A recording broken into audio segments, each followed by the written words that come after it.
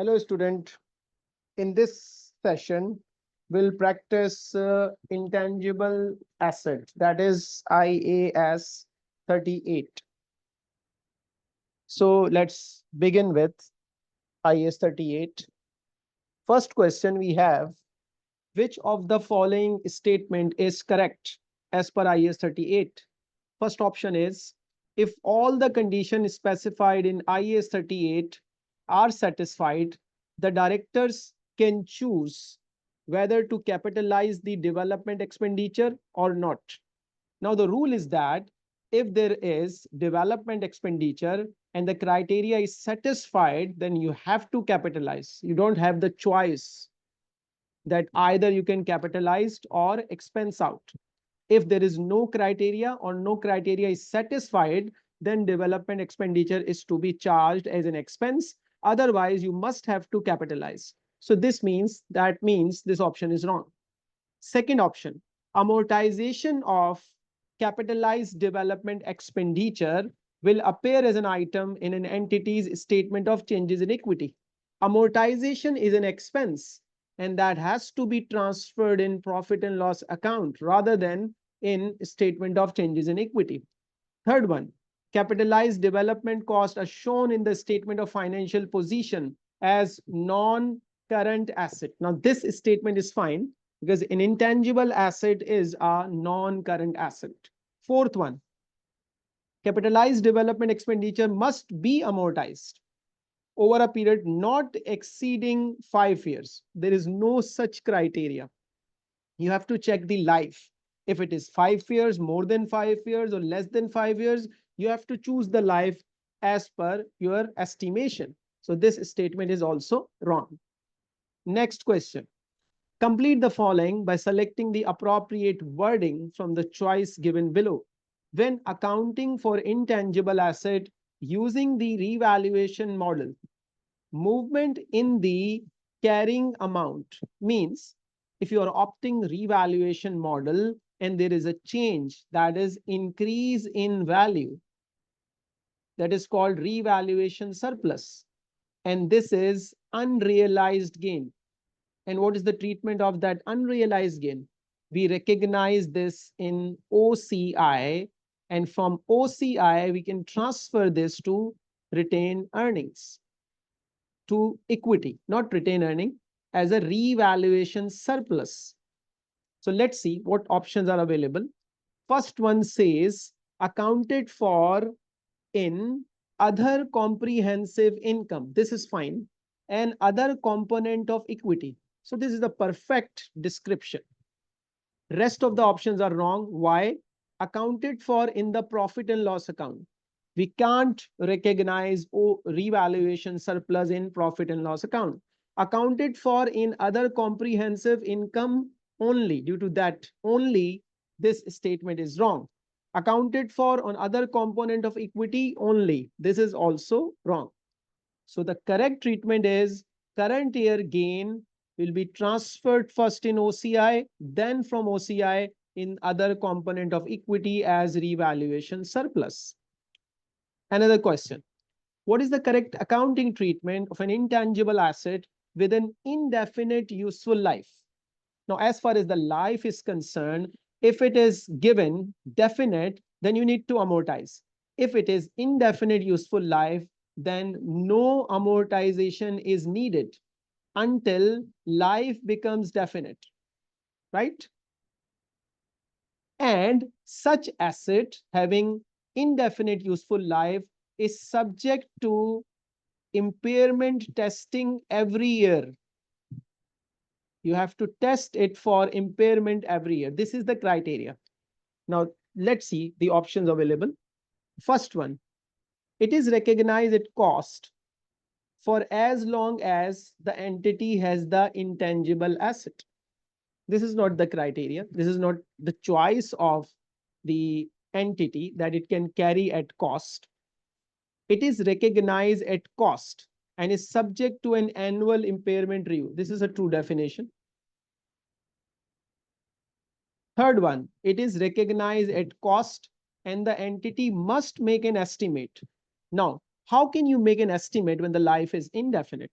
So this is wrong. It cannot be recognized as an intangible asset. Why? Because it's not possible to calculate amortization. No such criteria exist. If you can't able to find out the life, it doesn't mean that you can't recognize this as an intangible asset. So our answer is B. Next one. Identify whether or not each of the following item should be capitalized as an intangible asset. Capitalized, not capitalized. First one, employment cost of staff conducting research activity. So remember, research is always charged in profit and loss account as an expense, can't be capitalized. Number two, cost of constructing a working model of a new product.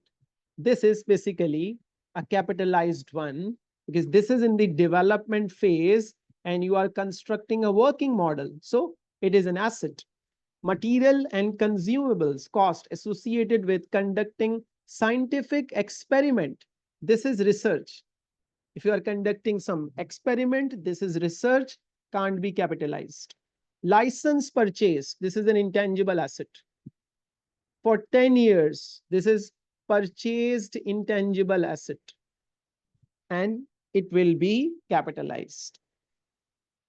Next one, complete the following statement by selecting the appropriate wording from the choice below. When accounting for intangible asset using the cost model, annual impairment charge, where we have to charge impairment loss or amortization. So any amortization or any impairment loss is always charged in profit and loss account. Let's see. Accounted for in other component of equity, wrong option. Accounted for in OCI only, again, wrong option. Accounted for in the statement of profit and loss only. This is the right answer. Next question. Classify each of the following as either a research expense or a intangible asset, that is capitalized. Market research cost. Clearly, it is a research expense. Patent product design cost. This is an intangible asset. Product advertisement. An advertisement is always charged as an expense. So product advertisement, the treatment is similar to the treatment of an expense, that is a research item. So that means the criteria is this one. Employee training cost. Training cost is always charged as an expense. But you must know why, the reason behind this training cost. Because the training cost is not meeting the definition of asset.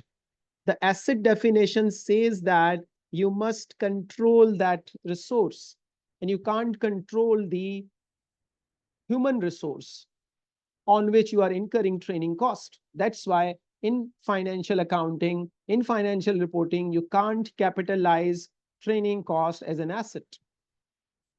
Next one, which of the following statement defines an intangible asset? Now, as per IAS 38, the definition of intangible asset is an intangible asset is an identifiable non-monetary asset without physical substance. No physical substance. So this is the complete definition of an intangible asset. Let's see. An intangible asset is an asset with no physical substance. Partial definition. This is not the complete definition. An intangible asset is always generated internally by business. An asset might be a purchased one or internally generated. An intangible asset which cannot be sold. This is no such thing. Wrong. An intangible asset is a purchased asset which has no physical substance. Wrong. Because an intangible asset might be internally generated or might be purchased. So on the basis of these options, the best available definition is first one, that An intangible asset is an asset with no physical substance. But this is a half-hearted definition. The complete is written over here. It must be an identifiable non-monetary asset without physical substance. Just memorize this definition. Now, the next question, 208. G is engaged in the following R&D project.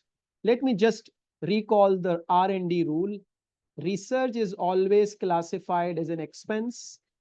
Development expenditure, if not meeting the criteria, then it is an expense. If meeting the criteria, then you have to capitalize this. Now, point number 1. Project 1 is applying. Application is the development phase. A new technology to the production of heat resistance fabric. On completion, the fabric will be used in the production of uniforms for the emergency services. G has sufficient resources and the intention to complete the project. The criteria is satisfied.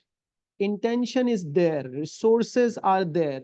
So that needs to be capitalized. Second one, project 2 is testing. Testing means it's research whether a particular substance can be used in appetite. If this is the case, it is expected to be sold worldwide. So it is in testing phase. That is an expense. Third one, 3 is developing a material which is self-cleaning or germ resistant. A competitor is, now this is developing. A competitor is currently developing a similar material, and for this reason, G is unsure whether its project will be completed. So the future economic benefit is uncertain. That's why it is recognized as an expense, because the future economic benefit, we are not sure whether we will be able to complete this project or not. Now, another question. Marriott is engaged in a number of R&D projects during the year ended December 20x5. Project A. A project to investigate. Investigation is research. A project to investigate the properties of a chemical compound. Cost incurred till 31st December is 34,000. So if it is research, the treatment is you have to expense out that amount.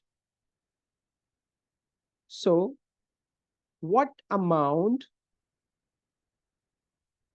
should be reported to profit and loss and other comprehensive income in respect of project A? So 34,000 is the amount of expense that we have to report in profit and loss account. Why? Because it is a research, or it is in research phase. Moving forward, we have another question. The following information relates to year-end April. We have a brand in the statement of financial position, and its book value or carrying amount at the beginning of the year is this one, 44,880. The company amortized the brand on a straight line basis. This is the method of amortization. It had an estimated life of 8 years from the date of purchase with no residual value. At the end of the previous period, the accumulated amortization was this one. The accumulated amortization was this one. We have been provided with carrying amount of 44,880, but we don't have the cost figure. So how we can apply the amortization? But remember, we have cost. If I deduct the accumulated amortization out of this cost, then I'll get the book value. So accumulated amortization is given, and that is 20,400. Cost is not given, and book value is given 44,880. So add book value and depreciation, you will get the original cost of this asset. So what is the original cost? 65,280. 65280 is the original cost. Now, 65280 is the cost. Life is 8 years. So per annum depreciation or amortization is 8160. Now for the year amortization is 8160, and at the beginning it was cumulative amortization 20400 plus current year amortization is this one, and the total is 28560. This is accumulated amortization.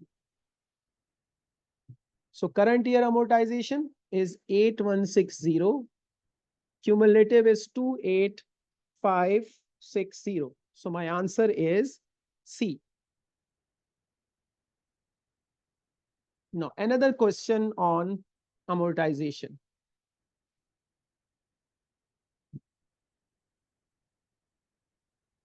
C purchased a license. A license is an intangible asset having a cost of 3.6 million, and the term is 5 years, which is useful life. Started on 1st July, and after which the license will expire, it cannot be renewed. It is the policy to write off cost of the license over the 5-year period from the date of purchase. What is the amortization charge for the year ended March 20x4? So if we acquired this on 20x3, year end is March 20x4. So that means how many months amortization we have to recognize? 9 months. So cost is 3.6 million. Life is 5 years into 9 by 12. So this is the amortization. And how much is the amortization? That is 5,40,000 is the amortization. So first we have identified the annual amortization and then time apportion that amortization.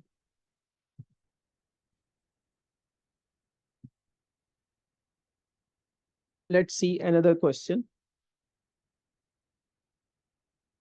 213. Identify which 3 of the following statements are true in relation to IAS 38. Research cost should be expensed to profit and loss account. Very true. This is the definition. All types of goodwill can be capitalized. No, it's false. Why? Because purchase goodwill can be capitalized, while if the goodwill is internally generated, it cannot be capitalized. Second one, capitalized development costs that no longer meet the criteria must be written off to profit and loss account. This is true. Capitalized development costs are amortized from the date the asset is available for use or sell. Once we have capitalized the amount, then we have to identify if the asset is available to use or sell when commercial production take place. So when commercial production take place, we can start amortization. Research cost written off can be recapitalized. It's not possible. Once an amount has been charged as an expense in profit and loss account, it cannot be recapitalized. So this is false. Only purchase intangibles can be capitalized. So what about the development expenditure then? If internally generated asset meets the criteria of capitalization, then we can capitalize them as well. So that means the statement is wrong. It says that only the purchased asset can be capitalized. Another question on R&D. Marilet is engaged in a number of R&D projects during the year ended December 20x5. We have project C now, a development project which was completed on 30th June 20x5. My year end is 31st December 20x5. Now, development cost we have incurred up to December 20x4 was 2,90,000. Further 19,800 incurred between January and June. Process is completed on June. Production and sales of the new product commenced on 1st September and are expected to last 36 months. What amount should be expensed to profit and loss account and other comprehensive income with respect to this project? Now see, first we have capitalized 2,90,000. Then we have capitalized further this one. So that means the total capitalized expenditure we have is, let me calculate. The whole amount is capitalized. So it's 2,90,000 plus 19,800. It's 309,800. This is the cost that is capitalized as an asset. Now we need to amortize it. Life is 36 months or 3 years from 1st September till 31st December. So we have September, October, November, December. This is only 4 months.